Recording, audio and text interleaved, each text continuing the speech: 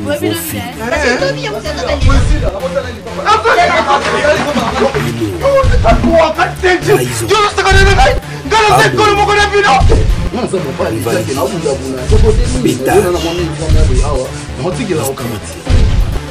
Conséquences, amitié, colère, règlement des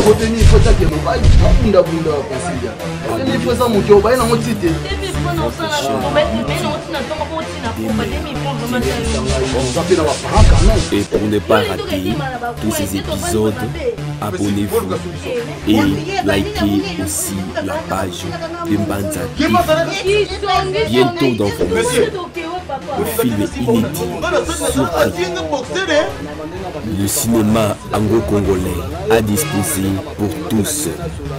La meilleure qualité, le meilleur film, la meilleure série, le meilleur gag.